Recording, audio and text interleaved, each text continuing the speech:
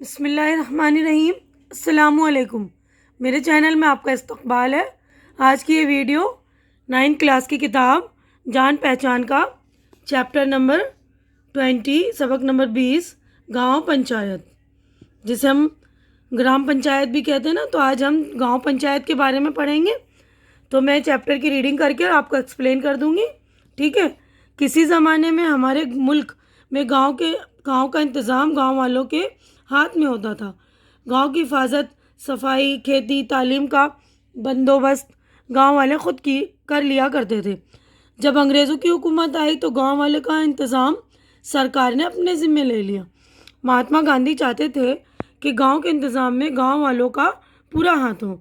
इसीलिए आज़ादी के बाद हमारी सरकार ने गांव की तरफ ध्यान दिया।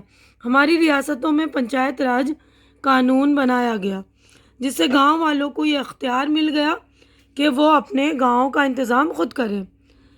इस कानून के मुताबिक हर इस गांव में गांव सभा बनाई जाती है, जिसकी आबादी 250 या इससे ज़्यादा हो।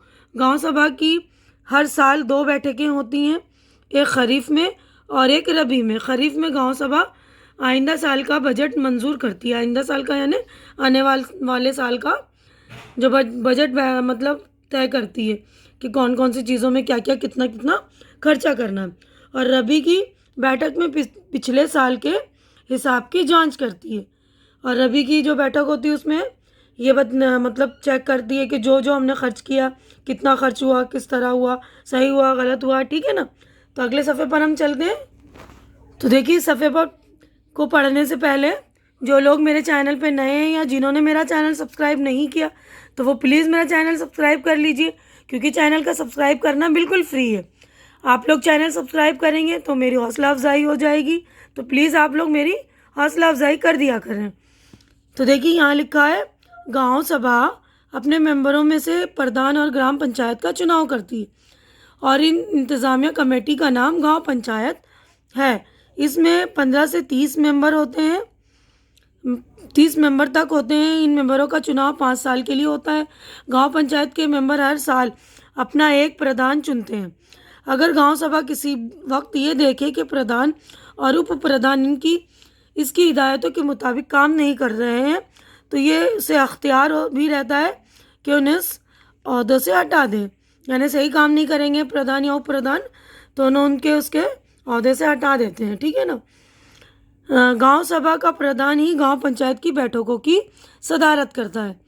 प्रधान और उप प्रधान के अलावा गांव पंचायत का एक सेक्रेटरी भी होता है, जिसे सरकार मुकर्रर करती है। यही गांव पंचायत गांव सभा की निगरानी में गांव का इंतज़ाम करती है। गांव में स्कूल, रीडिंग रूम, कुतुब खाने खोलना, इलाज और सफाई का इंतज़ाम करना, खेती और दस्तकारी को तरक्की देना, सड़कें और छोटे छोटे पुल बनाना, मेले और बाज़ार लगवाना, मवेशियों की देखभाल और इलाज का इंतज़ाम करना, दरख्त लगवाना, गांव की हिफाजत के लिए रज़ाकार बनाना गांव पंचायत के ख़ास काम है।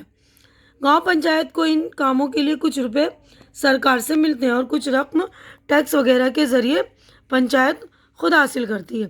यानी सारा काम करने के लिए गांव पंचायत को जो है सरकार रकम देती है, और कुछ रकम ये लोग जो है मतलब टैक्स के ज़रिए हासिल करते हैं। और रज़ाकार का मतलब होता है जो अपनी खुशी से काम करते हैं।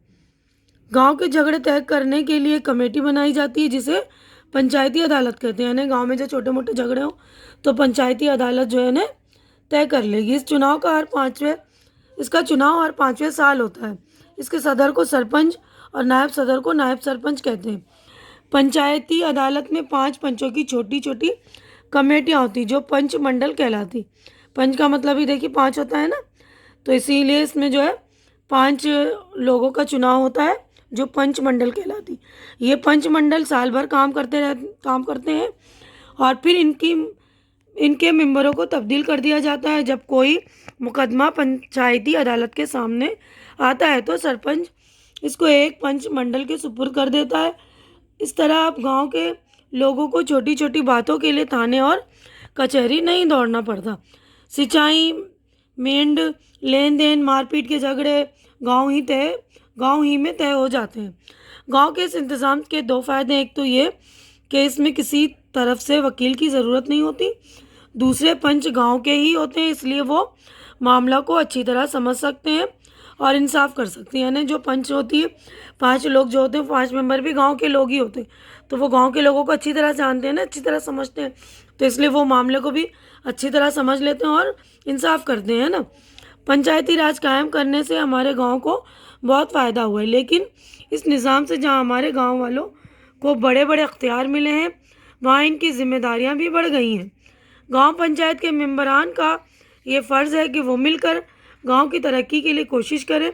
वो दिन दूर नहीं कि गांव की ज़िंदगी वैसी ही बन जाएगी जैसी गांधी जी चाहते थे। गांधी जी क्या चाहते थे कि गांव का जो है हर काम जो है अपने गांव वाले खुद करें, उनके अख्तियार में हो। तो देखिए यहीं पर हमारा चैप्टर जो हो गया मुकम्मल, इसकी रीडिंग और एक्सप्लेनेशन हो गई है पूरी। अब अगले सफ़े पर हम चलते हैं। तो यहाँ पर देखिए हमारी मश्क हो गई है स्टार्ट। तो यहाँ पर देखिए मायने याद कीजिए, ये अल्फाज है, यहाँ मायने। तो यहाँ तो देखिए पहला अल्फाज, पहला लफ्ज़ जो है किल्लत, कमी, वसाइल वसीले की जमा, ज़रिया। खरीफ जवार मकई की पैदावार, रबी गेहूँ और तिलहन की पैदावार। रज़ाकार अपनी खुशी से समाजी खिदमत करने वाले यानी सोशल वर्कर। निगरानी देखभाल दस्तकारी हाथ का काम। ठीक है ना। तो अगला देखिए, गौर कीजिए, ये सबक से मुताल्लिक है। पंचायती राज गांधी जी के ख्यालात का हिस्सा है। इसके ज़रिए गांव वालों को बहुत से फ़ायदे हासिल हो रहे हैं। यानी पंचायत राज जो है गांधी जी ने सोचा हुआ था। अब देखिए सोचिए और बताइए। तो यहाँ पर हमारे जवाब सवालात शुरू हो गए, तो इनके जवाबात भी मैंने आप लोगों के लिए रेडी कर दिए। पहला सवाल है, अंग्रेज़ी हुकूमत से पहले हमारे गांव के का इंतज़ाम कैसे होता था। तो जवाब देखिए, अंग्रेज़ी हुकूमत से पहले गांव वाले खेती, तालीम, सफाई और गांव की हिफाजत का बंदोबस्त खुद किया करते थे। अब दूसरा सवाल है, आज़ादी के बाद हमारे गांव के इंतज़ाम में क्या तब्दीली आई। आज़ादी के बाद भारत सरकार ने गांव की तरफ ख़ास तवज्जो दी। रियासतों में पंचायती राज कानून बनाया गया, जिससे गांव वालों को यह अख्तियार मिल गया कि वो अपने गांव का इंतज़ाम खुद करें। पंचायत राज कानून के मुताबिक गांव का इंतज़ाम किस तरह किया जाता है। जवाब देखिए, पंचायत राज कानून के मुताबिक हर इस गांव को जिसकी आबादी 250 या इससे ज़्यादा हो, गांव सभा बनाई जाती है। गांव सभा की हर साल 2 बैठकें होती हैं, एक खरीफ में जब आइंदा साल का बजट मंजूर किया जाता है, दूसरे रबी में जब पिछले साल के हिसाब से जांच तैयार की जाती है। अब अगला क्वेश्चन देखिए, चौथा सवाल है, गांव पंचायत के क्या क्या काम हैं।